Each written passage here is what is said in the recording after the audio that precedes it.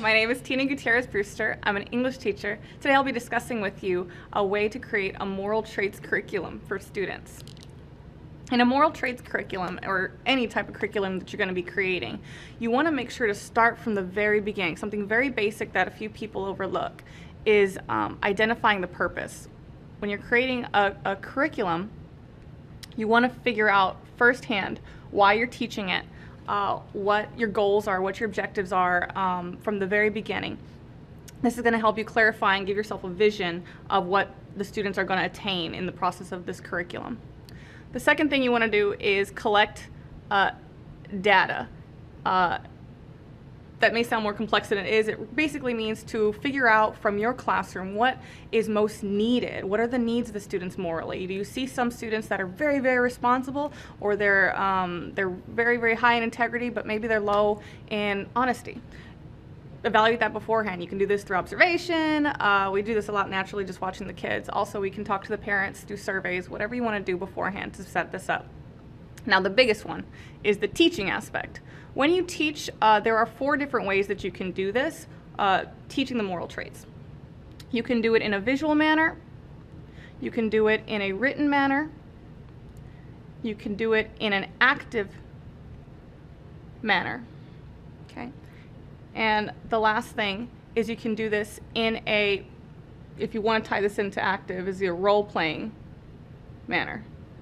Get into a little bit of specifics of that in a moment. So when you're teaching visually, you want to at least present to them what moral traits are. What are the things that make us who we are as good civilians of the community? Show that on a poster. Do that in a display on the whiteboard. Whatever you want to do, give it to them first.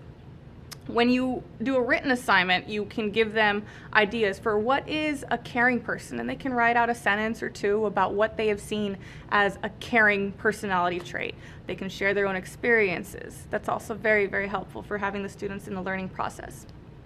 Actively, these kind of tie together. Active can be anything from getting up into the front of the room and presenting their ideas for what moral traits are all about, to sitting down and working with a group about something that you see as not being morally right. Have them get up and going, because that's also going to really strengthen the learning process.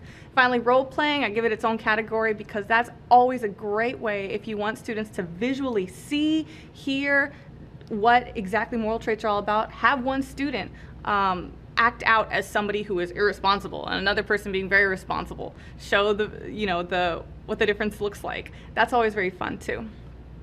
Finally, when you are finished with your curriculum, you do want to make sure that you assess and evaluate what's been learned. Meaning you can give them a quiz, or you can just do a discussion at the end. A lot of teachers that do moral traits type of curriculums do like to do it in more of a Socratic method, questions for them, and they can question each other. What does it mean to be an honest person? This can actually go from 1st grade all the way through high school, and hopefully that'll be a little bit more helpful for those that are trying to teach a moral curriculum class. Once again, my name is Christina Gutierrez, and that was a way to create moral traits curriculums for kids.